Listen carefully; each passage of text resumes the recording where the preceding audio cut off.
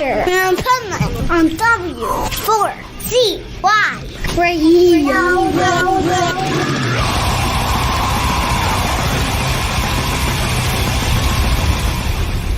Wake up, America! It's time for the Adventures of Pipeman on W4CY.com, West Palm Beach's #1 internet radio station. Here's your host, the Pipeman.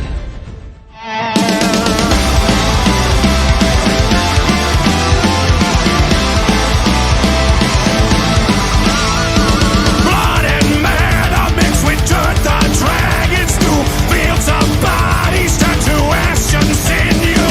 Portals all around us, hunter on a trail. Mortal weapons. This is the Pipeman here on the Adventures of Pipeman W4CY Radio, and I'm here with our next guest who has some killer music that I think we kind of need nowadays with all the bull crap going on in the world. We need an escape, and this is it.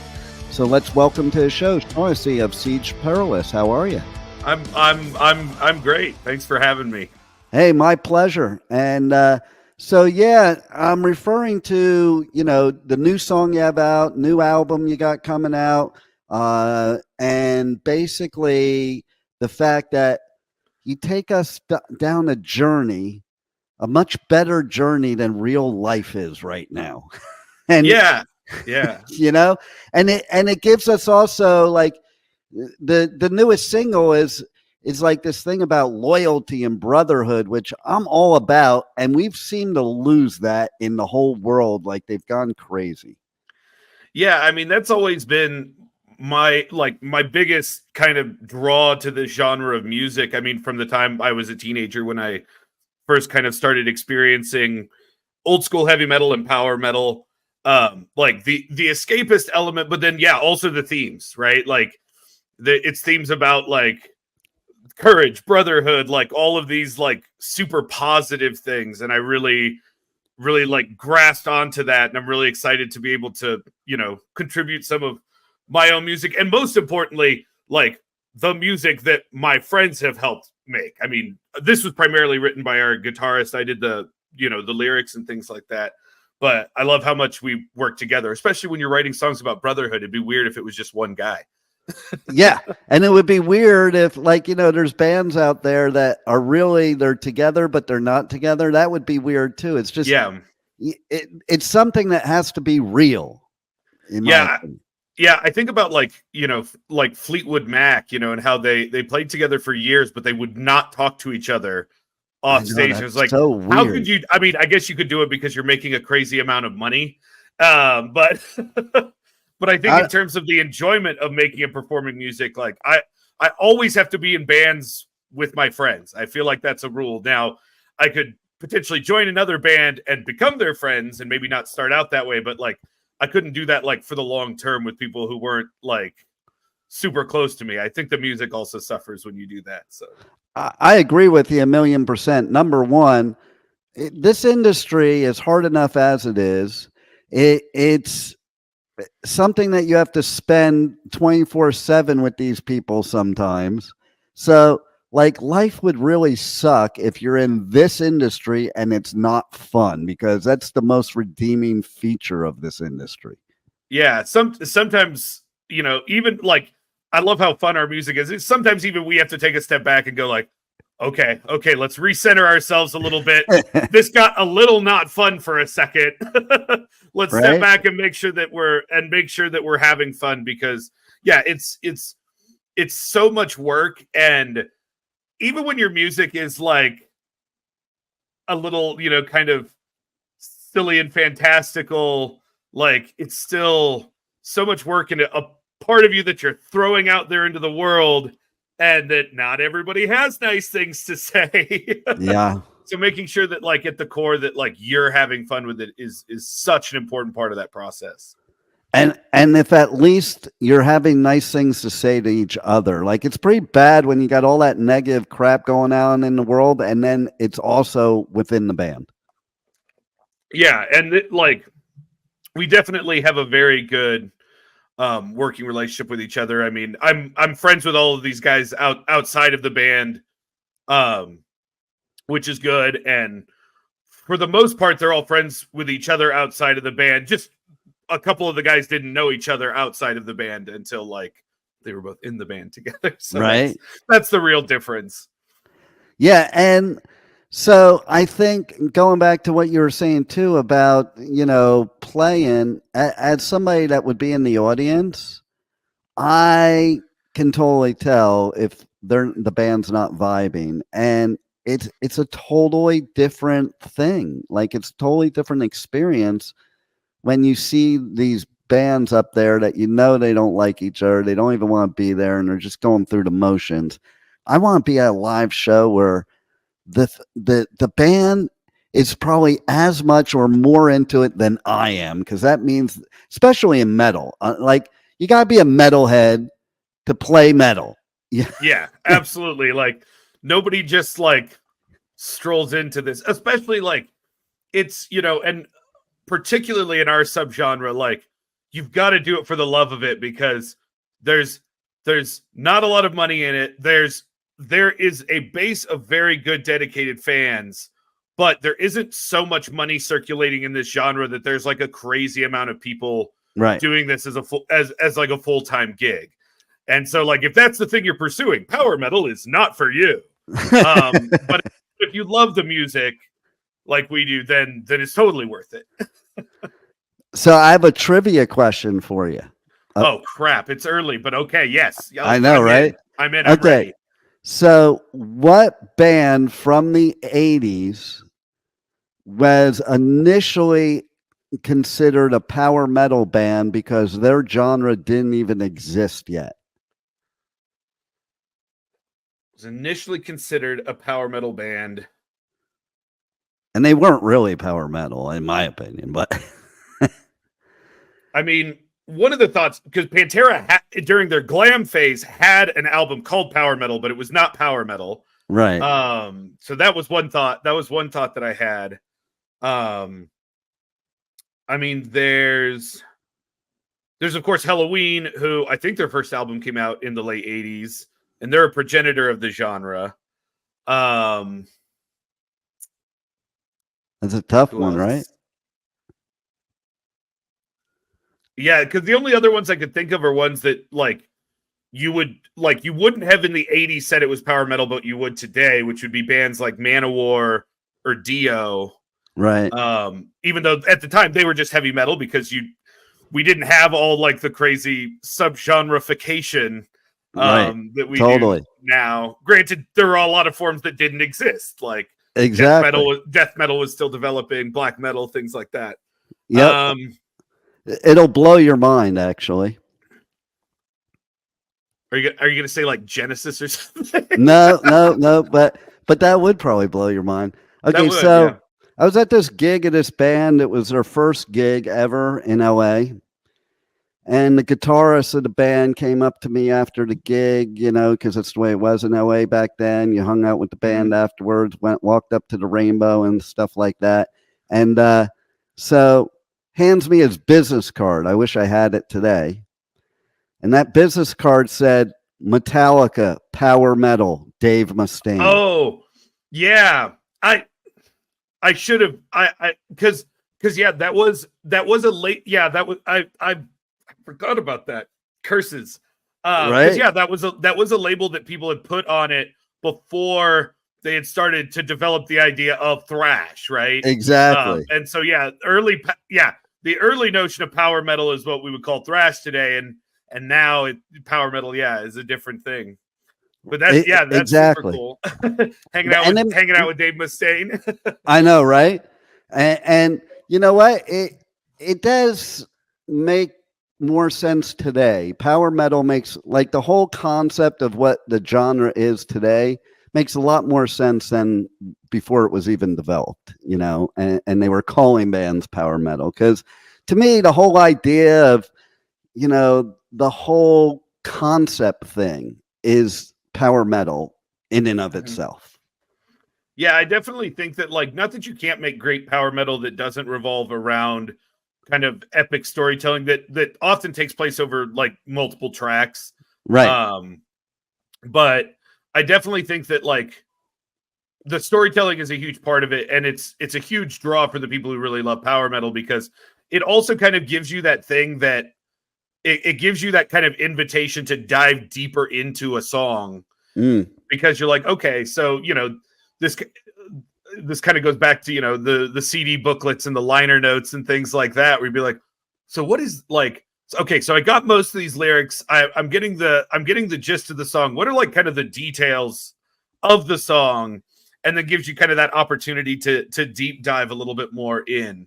Yeah. So, I think it also is great because it's got like such a funny as it may seem to say, an educational value to it, because it's storytelling with some basis in reality of how things were at point. So it's kind of like getting a history lesson. Yeah. And we actually, our next single is historical. It's called Across the Rubicon, and it's about Caesar and the fall of the Roman Republic. I'm a history teacher by day. Nice. So I definitely like, whether we're just like borrowing ideas from history or whether we're telling actual like stories from history, there's definitely like a lot of that. Our last single that we put out, Sons of the Verdant, definitely took pieces from that story that we hear about, all the time in history, which is, like native resistance to invaders, colonizers, that sort of thing. And so we took bits and pieces, but the other nice thing is that then you're not like borrowing somebody else's culture at the same time. You can just take bits and pieces from a bunch of different people's stories and put it together. I mean, which is also like, it's a common fantasy thing. George R.R. Martin did a ton of that in Game of Thrones. Yeah. And it's I think it's interesting too, like the misconceptions of metal throughout the years, because people think it's just about, death, destruction, evil. And really, even if you take some of the most evil bands, or evil perceived, Slayer as an example, Hanneman was a total history nut, especially when it came to World War II. So most of their songs are all about World War II. And if you really read the lyrics, that's the problem out people outside of metal, is they hear these things, but they don't take the time to really read the lyrics to find out that it's not really about death and destruction. It is, but it's against it, not for it in a lot of cases. Yeah, I mean, thinking about, Megadeth, right? Like, peace sells, but who's buying? There was a great interview a few years ago with Nico McBrain from Iron Maiden, because he had kind of become a born again Christian. They were asking him like, well, do you feel comfortable playing songs like Number of the Beast? He's like, well, Number of the Beast is an extremely Christian song, because all it really is saying is like, look at how the devil corrupts the souls of mankind. Like, that's what it's about. It's not necessarily like, yay, Satan. I mean, there is metal like that, and there is some of that is really, really good. Right. But most of it, you're right. Like, it's when they're talking about these negative things, it's to point them out negatively, sometimes with maybe a layer of irony that not everybody gets, and maybe that's where some of the confusion comes in, I think. Well, I love that you used Maiden as an example, because that song in particular has quotes from the Bible. Oh yeah, it starts off with, they kind of mash some different verses from Revelations together. Woe to you, O earth and sea. Exactly. Yeah. Total. So tell everybody how they can check out the latest single. It's badass, Oathsworn, and your upcoming EP, Creation's Call, coming out August 23rd, very soon. Very exciting. So let's tell everybody how they can pre-save the album, pre-order it, or just connect to you on socials, connect on the web, all that good stuff. Yeah, so pre-saves for everything should be up right now on Spotify. Oathsworn's out now on all the major platforms, so wherever you like to go. We do have a cool lyric video that's up on YouTube, so that could be a good way, especially to just kind of get more of the story. So we've got Oathsworn out now. We've got Across the Rubicon, which comes out July something. July, I believe it is July 19th. Nice. For Across the Rubicon. And then, yeah, the full EP comes out August 23rd. And then you'll catch us playing that whole EP the next day at the first Mile High Power Festival in Denver. You can follow us. We're on Facebook, Siege Perilous, Instagram, Siege Perilous Metal. We're on TikTok at, I think it's Siege Metal. I always need to write these down on a little Post-it note, but I never think about doing it in advance. So yeah, I mean, pretty much any major social media, you can find us on. We try to stay active on all of those things and making that content for y'all. Nice. So what's your either most fun or most embarrassing TikTok that you have? Ooh. I mean, we've got some fun TikToks. So I'm 36 years old, so figuring out TikTok was weird. And so I definitely think there's probably some weirder, more cringy stuff in the early, like if you scroll back to like when we were releasing our first EP about a year and a half ago, because figuring out the format and stuff. And I always find it super weird what works and what doesn't. Like I did for Sons of the Verdant, we did what I thought was some great content. We were kind of running around the woods. I'm wearing elf ears, doing bits from the song. I thought that was really fun. And those pieces didn't do super great. And then the other day for Oathsworn, I was just literally in the parking lot about to go into the gym and did some stupid lip syncy stuff. And that stuff is like triple what the other content was doing. I don't know if that's a function of the song or it's just a function of how TikTok works. I still feel like I'm in that phase where I'm just throwing stuff at the wall and trying to see what sticks. It is kind of the game with all of them, right? They Yeah. change the algorithms that you got to play this game. But it does feel weird, doesn't it, to be a millennial and be kind of outdated in that arena? Yeah, I mean the nice thing is we play music in a subgenre that skews a little bit older. Like I mean when I looked at like our Spotify numbers and stuff for Sons of the Verdant, like our biggest age demographic was 45 to 59. I was gonna say power metal's like definitely. I'm a Gen Xer, so it's definitely a Gen X thing, and maybe you could even say boomer thing. Yeah, it definitely, because I mean it stretches back to the early 80s with Dio and Manowar, and then and the new wave of British heavy metal bands like Maiden and Priest.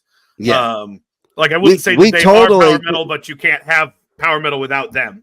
Yeah, and we totally considered Maiden power metal, like not exclusively, but even once Bruce joined the band, and every album was kind of a concept storytelling album.